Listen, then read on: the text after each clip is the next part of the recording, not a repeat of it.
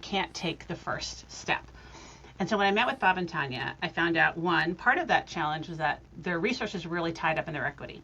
Yeah, let's meet a really different family. So let's meet Bob and Tanya. And they are in their late 60s, already retired, and they've lived in a home that they've cared for 20 years. Just to your point about equity being in paper, all of their resources were in the equity of their home. They were living on kind of a fixed income month to month, but didn't have cash resources. But they've been wanting to move for years. And in fact, I got introduced to them through their daughter-in-law, who knew me, found out about me, and talked to her, and she said, oh my gosh, they've been wanting to move for 4 years, and they just can't get started. They can't take the first step. And so when I met with Bob and Tanya, I found out, one, part of that challenge was that their resources were really tied up in their equity. But two, they were also really overwhelmed by the speed of the market. They were visualizing, okay, well, we find the house we want to move into, but what if we can't sell our house in time and then we're stuck in between and on the hook for both?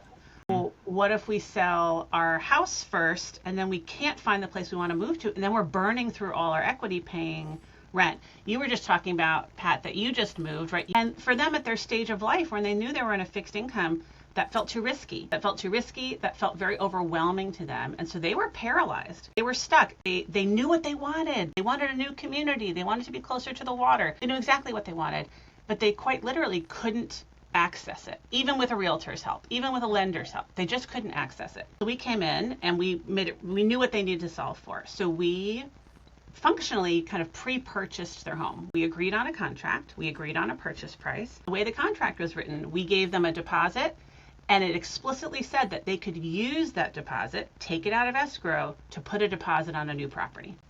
So we'd gone into contract, we'd advanced on the deposit, and now the money that they need to make a deposit on a new property is just sitting there waiting for them, ready for them to go. So we agreed on that contract, and part of it says, I don't know when you're going to find your next home, but we're in it with you for the journey. And so what happened? 6 weeks later, 6 weeks after we'd gone into contract, they found the house they wanted. They had the money. They put down a deposit. And because they already had a contract signed on their house, and because they already had the deposit, they were in a stronger position to make a strong offer on that property. It made them more competitive in comparison to other people who wanted it. And so then when they knew when they needed to close on that property, we timed the closing on the final sale of their current home to be just 1 week prior. So the money went from Good Lines to Homes to their account right to the new property that they were purchasing.